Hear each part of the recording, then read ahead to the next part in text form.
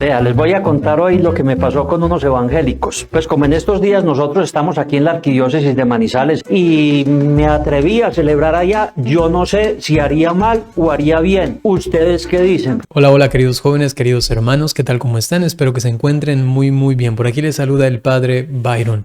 Me han pasado un video que se llama Celebré en una secta y lo dice un sacerdote católico. Vamos a ver, como ustedes ven, yo no es que estoy como muy serio, estoy como más bien un poco contagiado con el humor de lo que vamos a ver ahora. No es que sea humor, atención, a ver, solo que la forma como lo dice el padre realmente a mí me llama mucho la atención, me entretiene y hasta me divierte, ¿no? Ha hecho algo que vamos a intentar abordarlo con la mayor objetividad, como ustedes saben, con documentos de la iglesia, para tener un juicio al respecto de esto mucho más objetivo, no solamente porque a mí me gusta, porque yo pienso lo que dice la iglesia, ¿ya? Él mismo dice al final del video, pues coméntenme ustedes, ¿no? A ver qué hubiesen hecho. Vamos a ver el video realmente de corrido. Creo que se disfruta de alguna manera. Realmente me gusta mucho cómo hablan los colombianos de esta zona, de esta manera. Y ya luego entraremos en la cuestión ya más teórica, qué es lo que se debería o que se pudo haber hecho y así, ¿no? Veamos. Vea, les voy a contar hoy lo que me pasó con unos evangélicos. Pues como en estos días nosotros estamos aquí en la arquidiócesis de Manizales celebrando a Nuestra Señora del Rosario, que es la patrona de la arquidiócesis, me acordé de una vereda en un pueblo donde eran muy devotos los católicos. Ahí está el nombre del sacerdote, Jairo Carmona, sacerdote, ¿no? Donde eran muy devotos los católicos que había allí, eran muy devotos de... También hay que decir que tiene muy buenos efectos. No sé quién es el editor, pero le hace muy buenos efectos, memes y cosas así interesantes, ¿no? Nuestra Señora del Rosario, entonces le hacíamos la procesión y celebrábamos la misa. Así se cuadró la cosa. Pero resulta que en esa vereda había mucho evangélico. Entonces muy bien, nos hicimos a la entrada a la vereda y la procesión tenía que pasar por el frente de la capilla de los evangélicos. Entonces yo le dije a la gente, le dije, vámonos con los cantos de nosotros, con el rosario. Pero cuando vamos llegando allá nos quedamos callados, pasamos para no interrumpir las oraciones de ellos y apenas pasemos ya seguimos con lo de nosotros.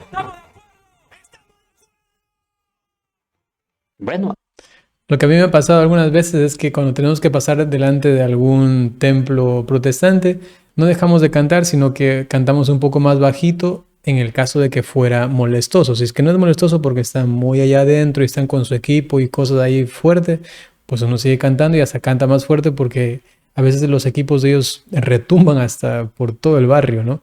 Entonces sí, también depende.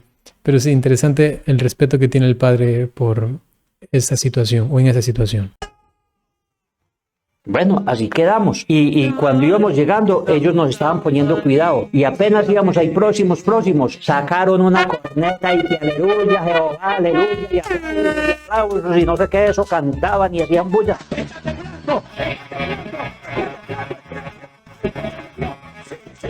Mejor dicho, sabotearon la procesión de nosotros. Y yo, este pastor me dio como rabia. Dije, ve, tan intolerante, tan irrespetuoso. Nosotros seguimos con la procesión. Llegamos al otro extremo de la vereda. Allá no teníamos capilla. Siempre celebrábamos en un prado. Entonces una señora nos prestaba una mesita. Ahí cuadrábamos el altar. Celebrábamos la misa. La gente de pie o recostados ahí a una casa.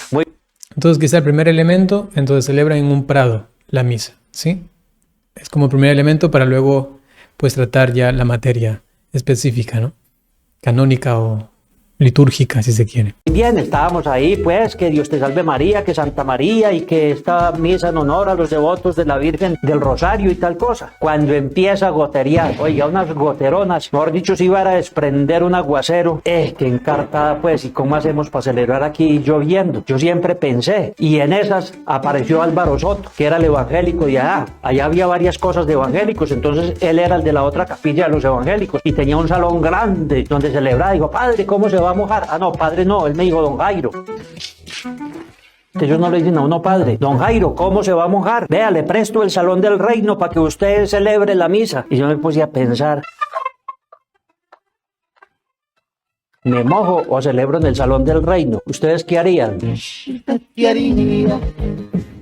¿Usted qué haría? Pues les Entonces, segundo elemento, iba a comenzar a celebrar la misa, estaban leyendo las intenciones antes de la misa, entiendo, y entonces comenzó a llover. Segundo elemento, estaban en un prado, comienza a llover. Tercer elemento, le presentan la posibilidad de ir a celebrar la misa en ese salón del reino. Les cuento que yo me metí para allá, dije, camine, camine, queridos feligreses, y para allá me metí, y ya celebramos, y este es mi cuerpo, esta es mi sangre, y hacer esto en memoria mía, y para el cuerpo de Cristo, y pueden ir en paz. Allá terminamos de celebrar la misa. Ahora dime, hermano. Adiós, porque me voy para los evangélicos. Me fui para los evangélicos. Claro, eso le pasó al padre, se fue donde los hermanitos. Pero claro, no convencidos por la doctrina, todos ellos, sino para celebrar la misa allí. Adiós, porque me voy para los evangélicos.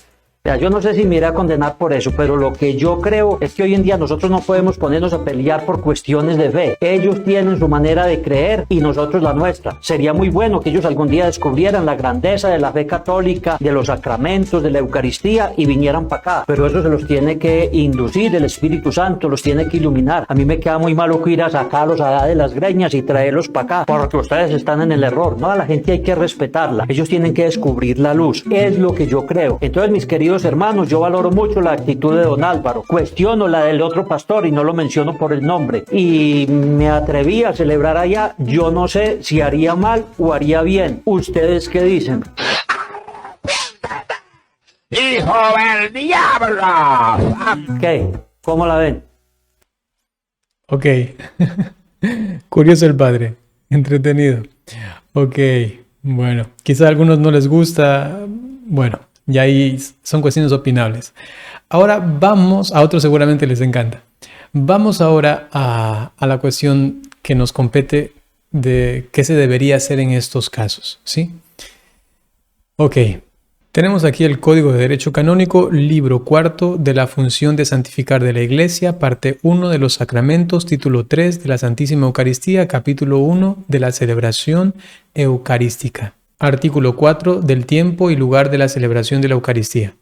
Canon 931. Atención, recuérdense los elementos que teníamos. Ahora veamos qué es lo que dice la Iglesia en diferentes circunstancias.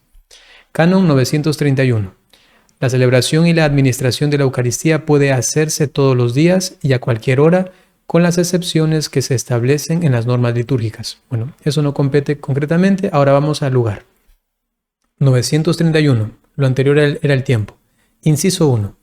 La celebración eucarística se ha de hacer en lugar sagrado, a no ser que, en un caso particular, la necesidad exija otra cosa. O sea, siempre en un lugar sagrado. Lugar sagrado significa un templo, una iglesia que ha sido dedicada o que ha sido, digamos así, consagrada, que se ha realizado todo el rito en el cual el obispo pues, unge inclusive las paredes con aceite.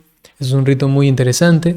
También si se va a dedicar o a consagrar o a bendecir el altar, tiene sus formas, sus ritos. Es muy interesante también, por ejemplo, en la dedicación del altar, cuando se lo consagra, pues se unge también el altar, hay unas brasas ardiendo. ¿Han estado alguna vez en una celebración así? Es muy interesante, muy bonito. Entonces, normalmente debería ser en el lugar sagrado, a no ser que en un caso particular la necesidad exija otra cosa. En este caso, la celebración debe realizarse en un lugar digno, como en el caso del padre, entiendo, en un prado, y allí se hacía normalmente, ¿no? Entonces, en cuanto a la celebración en el prado, hasta ahora, pues parece ser que todo va bien, ¿no? Inciso 2. Se debe celebrar el sacrificio eucarístico en un altar dedicado o bendecido. Siempre debería ser eso lo óptimo, en un altar que haya tenido esta bendición o dedicación. Fuera del lugar sagrado, se puede emplear una mesa apropiada utilizando siempre el mantel y el corporal. Es decir, que también hay casos en los que se permite no utilizar el altar, ya sea dedicado o ya sea bendecido. Y en este caso, pues se entiende, se utilizaba siempre una mesa.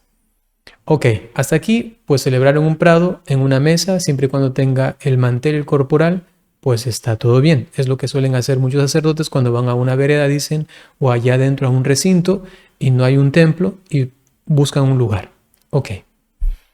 Por justa causa, Canon 933, con licencia expresa del ordinario del lugar, que es el obispo, y evitando el escándalo, ¿puede un sacerdote celebrar la Eucaristía en el templo de una iglesia o comunidad eclesial? Atención con esto, que no estén en comunión plena con la Iglesia Católica.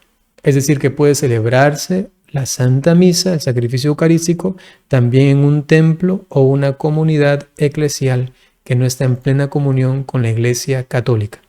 Aquí se interpreta el canon como una comunidad cristiana, pero no católica, en comunión plena con la Iglesia Católica, ¿no? Entonces se interpreta que aquí se puede celebrar en una comunidad cristiana, pero con licencia expresa del obispo.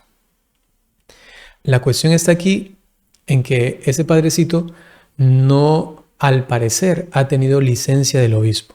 Pero hay que considerar también que aquí este canon no contempla una situación como esta, algo tan espontáneo, algo impredecible. Comenzó a llover.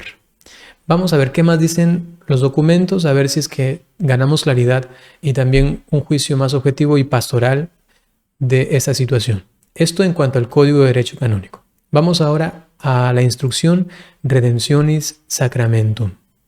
Tenemos aquí el numeral 108 y dice lo siguiente al respecto del lugar de la celebración de la Santa Misa. A ver si nos ilumina un poco más para entender mejor la situación. Dice el numeral 108.